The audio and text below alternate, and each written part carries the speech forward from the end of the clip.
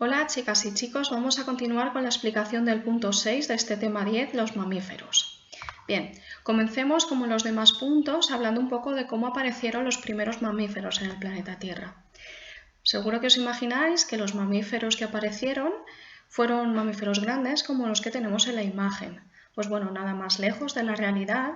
Los mamíferos que colonizaron en primer lugar nuestro planeta eran pequeños mamíferos, ¿de acuerdo? Y convivían con los dinosaurios, aunque estos evolucionaron a partir de los reptiles. ¿Qué es lo que ocurrió? Cuando se dio la extinción masiva del Jurásico, imaginaros ese momento donde cae el meteorito causó grandes incendios, es decir, el primer impacto causó que una gran cantidad de dinosaurios murieron, pero ¿por qué murieron el resto? Porque se produjeron grandes incendios, en estos incendios se cubrió el planeta Tierra, no llegaba suficiente luz del sol, por lo tanto las plantas morían los herbívoros de mayor tamaño, los dinosaurios de mayor tamaño, y como consiguiente morían también los dinosaurios carnívoros también de mayor tamaño. Pero ¿qué es lo que ocurrió? Que en ese momento los mamíferos que existían, que tenían el tamaño de, por ejemplo, una zarigüeya actual, eran capaces de vivir en madrigueras, ocultados de los incendios, y alimentarse de algas, musgos y pequeños insectos, con lo cual les permitió sobrevivir a esta gran catástrofe.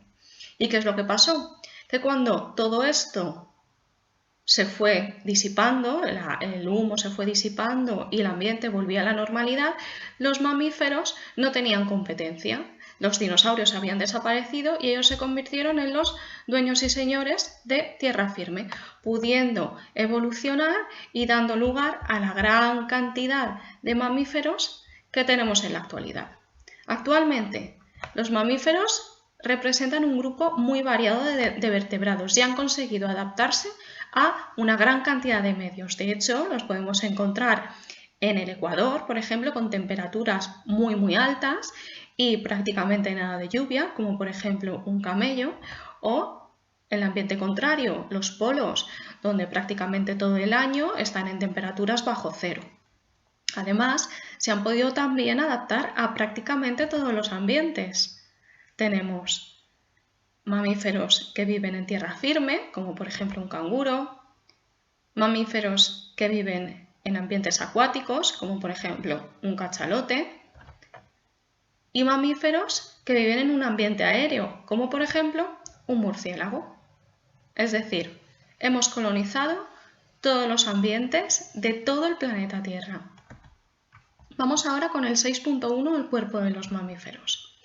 Sabemos que el cuerpo de los mamíferos está recubierto de pelo, en mayor o menor medida, ¿no? Unos tienen más, otros tienen menos, y a veces la distribución es irregular, como por ejemplo un caballo, ¿de acuerdo? La crin del caballo es mucho más larga de manera natural que el resto del cuerpo y además crece hasta un determinado momento en unos mamíferos y en otros, por ejemplo en nuestro caso, nuestro pelo de la cabeza continuaría creciendo y creciendo y creciendo de manera ilimitada.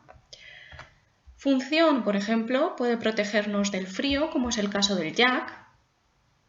También puede protegernos del calor. Les puede servir como camuflaje. O, por ejemplo, enviar señales sensoriales al resto al sistema nervioso, como con el caso de los bigotes de los gatos. Además, también puede servir para enviar señales al resto de la manada, como es el caso en los gorilas, del lomo plateado, que es el macho alfa, ¿de acuerdo? O, por ejemplo, el lomo erizado de los lobos y de los perros, ¿de acuerdo? Cuando se muestran agresivos, el lomo se les eriza, ¿de acuerdo? También ocurre en nosotros, por ejemplo, cuando nos pegan un susto, que decimos, se nos ha puesto los pelos de punta, ¿no? Pues es también una señal de pues que nosotros también pertenecemos a este grupo, a los mamíferos, y como tales tenemos vello en el cuerpo. Continuemos. Nos alimentamos en los primeros años de nuestra vida, a partir de leche. ¿De dónde sale esta leche? De glándulas mamarias. Todos los mamíferos presentan estas glándulas mamarias. Vemos aquí a un chimpancé alimentándose por ejemplo, una jirafa también, y también los animales acuáticos, como las ballenas, también maman, ¿de acuerdo? Esta leche está presente únicamente en el sexo femenino, en las hembras, y se obtiene a partir de unas glándulas que tenemos en el pecho, ¿de acuerdo? Nosotros, por ejemplo, en la raza humana únicamente tenemos 2, pero otras especies pueden tener incluso 4 o 6, dependiendo del tamaño y de las crías que pueda tener, ¿de acuerdo? Bien, continuemos. Vamos a hablar en primer lugar del tronco. Presenta 4 extremidades, ¿de acuerdo? En estas extremidades tiene un número diferente de dedos en función de la especie. Por ejemplo, nosotros tenemos 5, los humanos, ¿de acuerdo? Tenemos 5 dedos en las extremidades, pero podemos igual tener 1, como por ejemplo es el caso del caballo. Estos dedos pueden haberse transformado en garras, ¿de acuerdo? Y por ejemplo el caso del murciélago tiene sus 5 dedos, pero entre ellos hay una membrana. Fijaros que no tiene nada que ver las alas de un murciélago con las alas, por ejemplo, de una mariposa, de un mosquito, ¿de acuerdo? Son diferentes. La estructura interna, la anatomía interna es diferente. Fijaros en el caso de los animales acuáticos, como ballenas, delfines, se han modificado y han perdido, ellos en lugar de tener 4 extremidades solo tienen las 2 anteriores, que son aletas, y las otras se han perdido y se han transformado en la aleta caudal. La cola. Fijaros, la gran mayoría de mamíferos tienen cola. Esta cola puede servir para agarrarse, ¿de acuerdo? Es prensil, como en el caso de las zarigüeyas, o puede servir para mantener el equilibrio, como es el caso típico de los suricatos. Nosotros también tenemos cola, ¿vale? Es el coxis.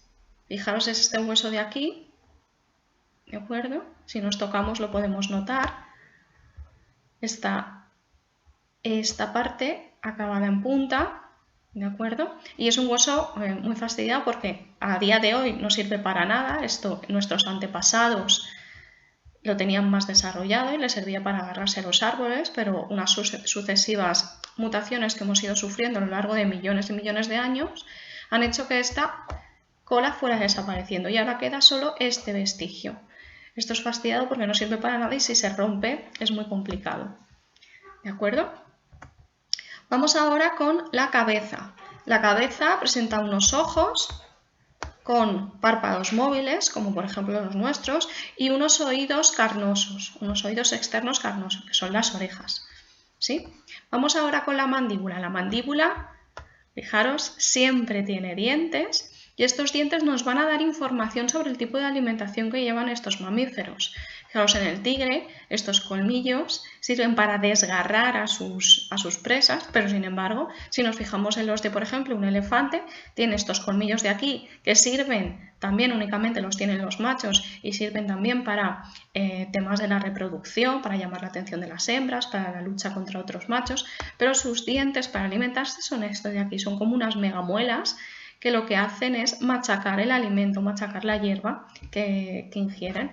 Y luego, por ejemplo, también tenemos los caballos que tienen estas palas de aquí, los incisivos delanteros, que sirven para cortar y luego tienen unas muelas también para machacar. Es decir, la dentadura de los animales, de los mamíferos, nos va a dar información de cuál es su alimentación, si son carnívoros, omnívoros, herbívoros.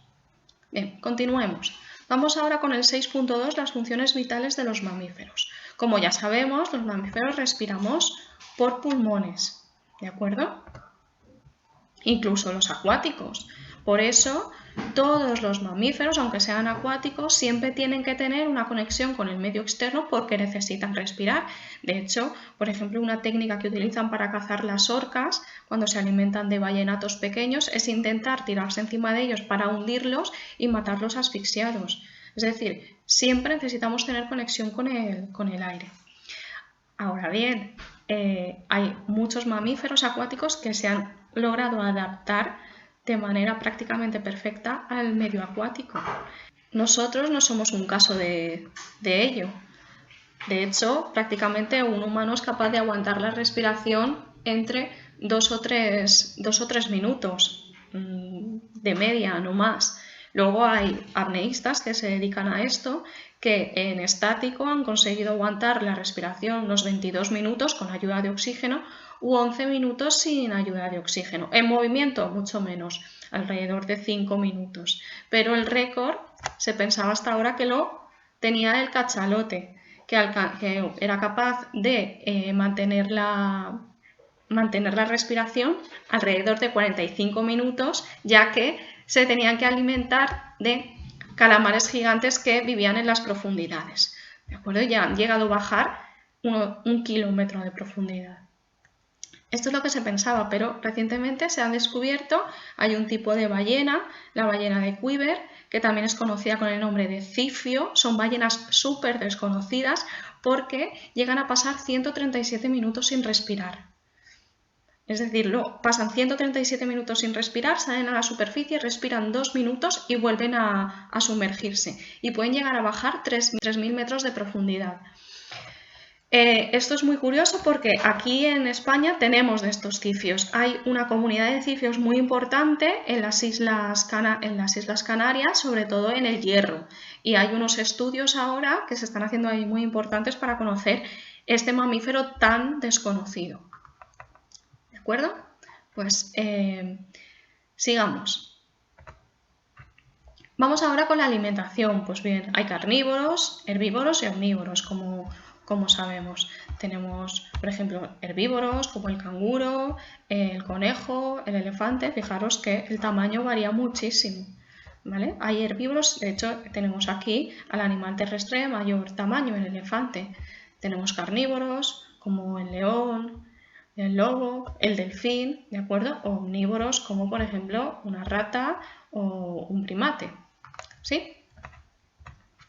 Con respecto al sistema nervioso, pues es el más desarrollado de todos los animales que existen actualmente. Esto les ha dado una ventaja evolutiva muy importante, ya que este desarrollo del sistema nervioso les permite utilizar herramientas. Aquí, por ejemplo, tenemos una nutria que es capaz de utilizar piedras para alimentarse de crustáceos con concha que viven en el fondo. Se pone de esta manera, se pone el crustáceo aquí con una piedra, va machacando hasta que lo consigue abrir. O, por ejemplo, ¿vale? Vemos aquí un chimpancé que está utilizando una herramienta, un palito, para poder alimentarse de insectos, ¿sí? Además, también nos permite esto coordinarnos con la manada y poder cazar en manada, como es el ejemplo, por ejemplo, de los leones o, por ejemplo, de los lobos. La fecundación es interna, es decir, como ya sabemos, los machos vierten el esperma dentro del cuerpo de la hembra, ¿sí? Y son vivíparos, es decir, el desarrollo embrionario se produce en el interior del cuerpo de la hembra y los mamíferos cuando nacen no están totalmente desarrollados, por lo que requieren los cuidados paternos y maternos, ¿vale? Fijaros aquí, todos los mamíferos cuando nacen no son capaces de valerse por ellos mismos. Este desarrollo, como hemos dicho, ocurre en el útero materno y allí se suele formar una placenta, como vemos aquí, no en todos, ya veremos que más adelante que hay mamíferos marsupiales que no tienen placenta, ¿vale? Y aquí lo que se forma es el cordón umbilical que le permite intercambiar nutrientes entre la madre, nutrientes de oxígeno, entre la madre y el feto, ¿de acuerdo? Y por último, el número de crías no es muy numeroso. Fijaos, aquí tenemos 4 cachorros, pero por ejemplo en humanos son 1 lo normal, es raro que hayan 2 o más. En mamíferos hay muy pocas crías, no lo podemos comparar para nada con por ejemplo los peces que tienen numerosas crías, incluso decenas, o hay especies que centenares. ¿De acuerdo? Los mamíferos tienen muy pocas crías, asegurándose así que al menos estas pocas que tienen sobrevivan. Vamos ahora con el 6.3, es un apartado un poco especial porque vamos a hablar del ser humano, que como sabemos somos un mamífero, ¿de acuerdo? Pero vamos a ver nuestras peculiaridades. El ser humano Si os fijáis, lo único que tiene especial, lo único que tiene que sobresale del resto de animales es que tenemos un cerebro muy desarrollado, porque si pensamos en el aparato digestivo, prácticamente tenemos que comer 5 veces al día. Pensar que hay animales que son capaces de pasar sin comer meses. Con respecto a la visión, solo podemos ver en un espectro, ¿vale?, de luz visible, que se llama. Luego tampoco podemos ni aguantar la respiración mucho tiempo, como hemos dicho, ni correr especialmente rápido. ¿Cuál es lo que nos diferencia ¿Qué es lo que nos diferencia de los demás? Nuestro cerebro, que está muy desarrollado. ¿Y esto qué nos ha permitido? Pues elaborar un lenguaje complejo, que esto no quiere decir que haya otros mamíferos que no tengan lenguaje. Seguro que hemos oído todo el mundo el lenguaje, por ejemplo, de las ballenas o de los delfines, o por ejemplo los aullidos de los lobos son también un lenguaje, ¿de acuerdo? Pero el nuestro es más complejo y esto lo que nos permite es transmitir conocimientos más complejos de generación en generación, ¿sí? Además, esto nos ha permitido inventar cosas, fabricar o utilizar instrumentos, como por ejemplo la rueda o la bombilla, como hemos ido perfeccionando nuestros instrumentos y no sabemos dónde nos llevará. Bien, vamos ahora a centrarnos un poco en el cuerpo de los humanos. Nuestras extremidades anteriores, ¿vale?, es decir, nuestras manos, tenemos, como todos los mamíferos, tenemos 4 extremidades, y en nuestras extremidades anteriores se produjo una mutación que fue vital para nosotros, y aunque parezca una tontería, es el pulgar oponible. Es decir, es este gesto que podemos hacer nosotros con el pulgar de plegarlo. Somos la única especie que lo podemos hacer. Si os fijáis, la mano de un gorila o de un orangután no pueden hacer este gesto, y esto que nos ha permitido hacer una gran cantidad de movimientos, como por ejemplo escribir, enhebrar una aguja, coger objetos muy pequeños, es decir, nos permite desarrollar una psicomotricidad fina. Continuemos, vamos con los ojos. Los ojos están situados en la parte delantera de nuestra cabeza, que nos permite una visión frontal. Vemos en colores, en un rango de colores, hay más, no solo los que nosotros vemos, de hecho hay insectos y otros pájaros que son capaces de ver en otro espectro de luz diferente al nuestro. Y lo que sí que es importante es que tenemos visión en 3D, es decir, nos permite ver profundidad. Vamos a continuar. Los seres humanos nos podemos desplazar erguidos, es decir, sobre las 2 extremidades inferiores, es decir, somos bípedos. Y esto nos dio una ventaja evolutiva muy importante, ya que primero nos permitió poder ver más alto que otros animales y además, lo que es más importante, nos permitió tener las 2 extremidades superiores libres para poder maniobrar o sujetar objetos mientras nos desplazábamos. Y por último, nuestra piel tiene poco pelo, pero tiene unos más que otros, ¿vale? Como vemos aquí, en algunas zonas tenemos más pelo, como por ejemplo en la cabeza, y luego durante la pubertad se nos desarrolla pelo en las axilas y en el pubis, ¿de acuerdo? Además, en la piel tenemos una serie de glándulas que nos permiten fabricar grasa para protegernos o el sudor para refrigerarnos, ¿de acuerdo? Además tenemos otras glándulas, como hemos dicho, como las glándulas secretoras de leche, que nos permiten amamantar a nuestras crías, ¿sí? Por último, destacar que los humanos somos los mamíferos con el desarrollo más lento. Cuando nacemos somos totalmente indefensos, necesitamos mucha protección y mantenimiento durante más tiempo que el resto de mamíferos. De hecho, podemos hablar de años y años de aprendizaje cultural para aprender el lenguaje, para aprender nuestra cultura, habilidades instrumentales, como por ejemplo aprender a comer con un tenedor. Simplemente para acabar, me gustaría destacar que no nos tenemos que olvidar que el ser humano somos un animal más, somos un mamífero más, y lo único que nos distingue es que tenemos un sistema nervioso más desarrollado. ¿De acuerdo? Vamos con la clasificación de los mamíferos para acabar. En primer lugar, tenemos 2 familias que son una excepción porque son ovíparos. Esto es muy raro en mamíferos, pero se reproducen por huevos y estos huevos con cáscara. sí que tienen glándulas mamarias, pero son muy poco desarrolladas, de hecho no tienen pezones, y entre ellos está el género Equida, que son los erizos, y el ornitorrinco. El siguiente grupo son los marsupiales, estos también son muy poco abundantes. Antiguamente, hablo de hace millones de años, abundaban en el planeta Tierra, pero ahora únicamente quedan en un continente, en Australia. Estos, cuando las crías nacen, fijaros en esta imagen, nacen a las pocas semanas de la fecundación y lo que hacen es dar a luz, se tiene lugar el parto y escalan por el pelo de la madre y se meten en la bolsa, en el marsupio. ¿De acuerdo? Y aquí pasan durante meses o incluso años. ¿De acuerdo? Ejemplo, pues el canguro, el koala, el diablo de Tasmania, había más, pero el ser humano se ha encargado de que se extinguieran.